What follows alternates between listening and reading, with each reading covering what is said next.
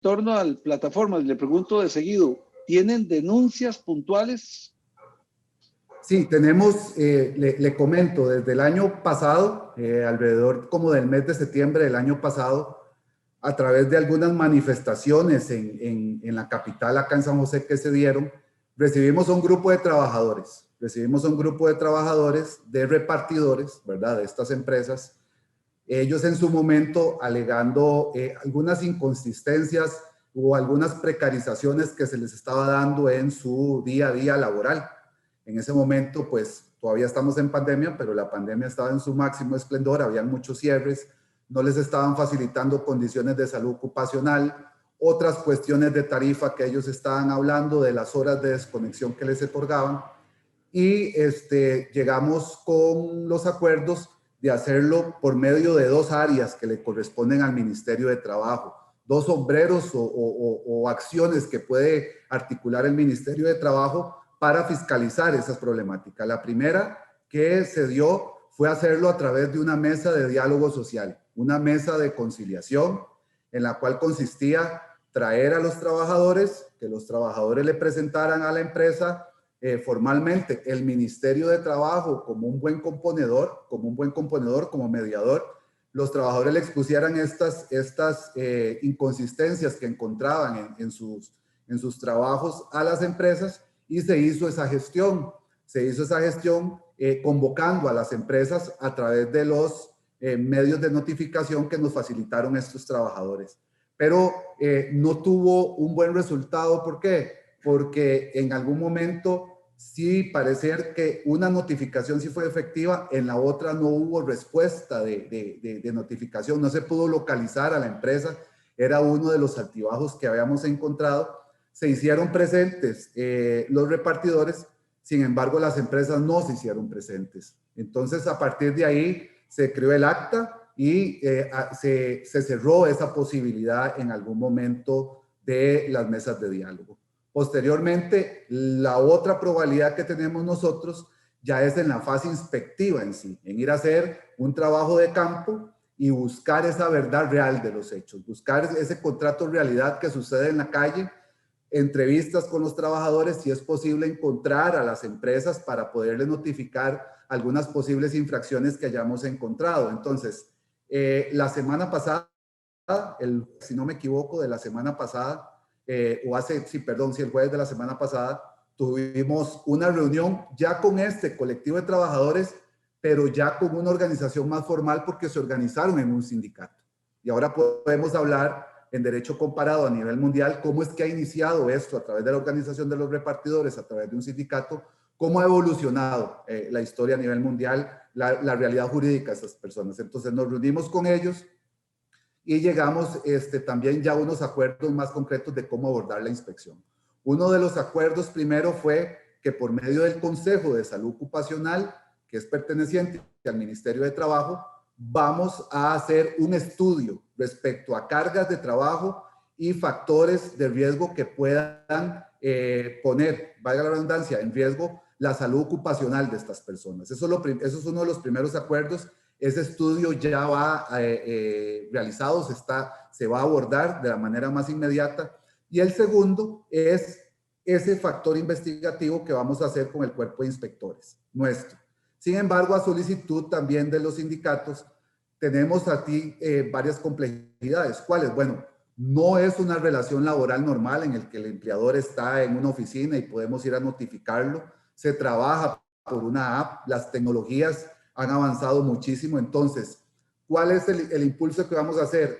De la manera más inmediata, porque lo he venido diciendo que ya más tardar en marzo tenemos que hacer esas visitas, es preparar a los inspectores para que conozcan de primera mano cómo es que funciona esa app, cómo es que funciona y cómo es que se da la relación entre el repartidor, la app, la empresa, inclusive el usuario cuando se llegan a entregar de los productos que la mayoría de las personas solicitan, ya sea comida, cuestiones farmacéuticas, etcétera. Entonces, ese bagaje, esa preparación técnica del inspector es necesario, ya la tenemos que abordar para que él entienda, inclusive con el derecho comparado que se está dando a nivel mundial, cómo es que se ha avanzado, porque si buscamos, puede que arroje que sea o un trabajador autónomo, o puede que sea un falso autónomo, puede que haya una relación laboral ahí, ¿verdad?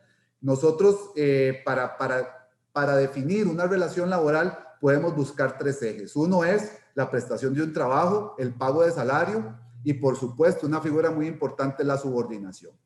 Que como yo le decía, tal vez en una relación laboral común y silvestre es muy difícil, muy fácil determinarlo. Hay subordinación, hay un régimen disciplinario contra ese trabajador, pero desde esta perspectiva tenemos que investigar más y ahondar más en la relación laboral, porque no sería efectiva en este momento, inclusive la inspección, si salimos a notificar a quién también. ¿Dónde están esas empresas? ¿Cuál es el representante de esas empresas? ¿Cómo puede ser efectivo el estudio que vayamos a hacer nosotros? Y si encontráramos alguna infracción a las leyes de trabajo que digamos, bueno, aquí sí se determina que puede haber relación laboral o no. Y si hay, ¿a quién le notificamos? Porque lo importante acá es que el proceso para encontrar una infracción a las leyes de trabajo en este momento en el país, abrimos el ciclo inspectivo, transferimos un acta a ese posible empleador, pero tenemos que llevarlo a una sede judicial para que un juez laboral defina si hay una infracción a las leyes de trabajo o no. Ese es el poder de potestad que tiene en Poder Judicial. Entonces, don Ricardo, para entender, si no hay a quién notificar, porque eso ha sido una de las dificultades en cuanto al tema de taxis y Uber, por ejemplo, que correcto, no hay forma de notificación. O sea, ¿qué pasa? En derecho comparado no hay también una oportunidad de decir, ok, si no los puedes notificar, estas son las reglas del juego. Sí, muy interesante esa pregunta, porque ya en ese derecho comparado, en España, por ejemplo, o en Inglaterra, ya se ha unificado una relación más de que efectivamente hay un trabajo por cuenta ajena. O sea, hay una relación laboral común y silvestre, pero se ha determinado a través de resoluciones judiciales, de resoluciones de un juzgado de trabajo, de alguna sala, ¿verdad? Y se ha creado, ¿verdad? A partir de ahí, de procesos que han interpuesto estos mismos trabajadores en sede judicial. Y algunos jueces en primera instancia han determinado, en algunos países, bueno, primero no hay una relación laboral, pasa a segunda instancia, se va creando más el medio probatorio, y ya en segunda instancia, más consolidado, dice, no, es que sí hay una relación laboral porque hay subordinación, porque hay un pago, porque es un contrato de adhesión, no es un contrato voluntario entre las partes. Yo me adhiero a ese contrato o no me adhiero, me desconectan en algunas horas y yo no puedo objetar esa desconexión. Don Ricardo, también quiero sumar, porque hay condiciones sociales que favorecen ese tipo de empleo. Cuando estamos en una situación como la que estamos, donde hay una altísima desocupación, donde hay problemas de empleo, ahí también hay un análisis. Don Ricardo, le pregunto, o sea, no es lo mismo en una época de bonanza, donde yo puedo tener 3 empleos y puedo decir, este sí, este no, a una época como la que estamos, que inclusive ustedes tuvieron que acudir al bono a proteger para ayudarle a la gente. O sea, la gente trabaja no por adquirir bienes diferentes, sino por necesidad, porque hay una necesidad. No sé si me explico en la pregunta. Sí, en su momento, en el 2019, que la Organización Internacional del Trabajo cumplía 100 años de fundación, hablaban del futuro del derecho del trabajo, ¿verdad? Sobre todo esta automatización del trabajo, sobre una cuarta revolución industrial que al final, si lo vemos, no, puede que no sea una revolución industrial, sino más bien una revolución digital. Entonces, a partir de ahí, ¿cómo podemos cerciorarnos nosotros darle ese trabajo decente a las personas? El espíritu de la economía colaborativa en su momento fue que fuese momentáneo, ¿verdad? Que una persona pues ganara un extra y hiciera unas carreras en Uber, pero la tasa de desempleo, y no solo en el país, y no solo por la pandemia, a nivel mundial, sobre esta automatización de trabajos, ¿verdad? Que ya muchos computadoras, robots inclusive hacen el trabajo humano. La enfatización de la OIT era poner en el centro a las personas y a partir de ahí ir protegiendo a las personas con la tecnología, pero no precarizar estos trabajos. Entonces, imagínense que en España hay una figura muy importante que es que se llama el trabajador autónomo, pero dependiente de una empresa.